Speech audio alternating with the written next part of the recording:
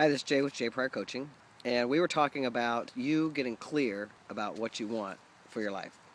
And essentially, at this point, if you've done what I asked you to do, which was to give up that you don't know what you want, to take on that you do know what you want and it's inside you, and that you have a commitment to find it out. If that's the case and you've given that up, you should by now started to have had some ideas that you can follow up on.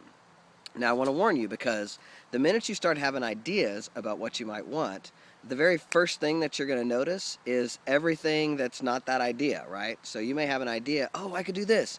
And then the next second, your brain's going to start spewing at you all the reasons that you can't have that. All right, the next day, the next second, literally second, you're going to think, oh, I could do this. And then your brain's going to go, oh, but then you don't have the money to do that. You'd have to go to school and all that stuff, right? So you have got to manage that. The second you start to have ideas about what you might want to do or some direction you might want to take, you got to take a step in that direction. You've got to pull it towards you to know that it is possible. Now, here's a couple tips on how to keep pulling that towards you and keep opening that conversation. The first thing is really pay attention to your thoughts and your words. This is a hook that I put my clients on immediately. You have to start becoming conscious of your thoughts and your words. Here's why. You have some beliefs that you've had since you were a baby. They say that pretty much by the time you're 30 months old, it's already decided for us. We've decided whether people can be trusted, whether life is good or life is bad. Those kind of things are formed when we're very young. So you have some beliefs about your own success and about your own ability to be successful that you may or may not have dealt with yet, or you may or may not even know you have them. So you have to do everything you can to get up under that and uproot those beliefs that tell you you can't have what you want. So one of the ways to do that is to first of all stay on this path that you know what you want and you can have what you want. You got to keep telling yourself that and knowing that in your heart of hearts, and get support, do whatever it takes, take courses, read books, talk to people.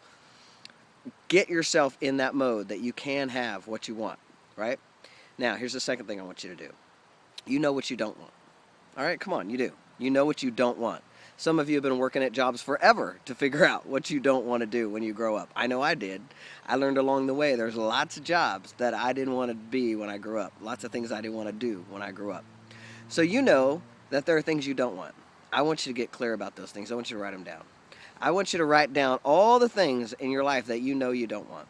And then start to look at, well, if I know I don't want that, then I know that I do want this.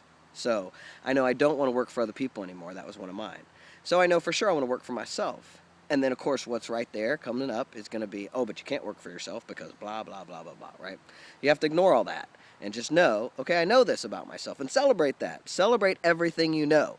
You want to start to practice, okay? Everything that we do is a practice. Practice. That's why it's called coaching, right? You need a coach. Coaches help you practice.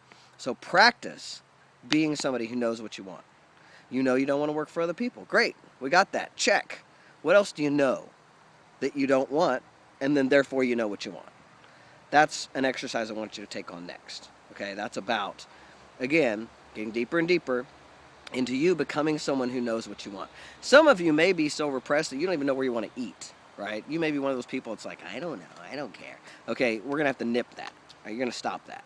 You're going to become somebody who knows what you want. And if it takes starting with, what do you really want to eat for dinner? Start there. I don't care where you start, but start becoming someone who knows what you want. And one of the ways to do that is to get clear about what you don't want. That's all for now. Thanks for coming.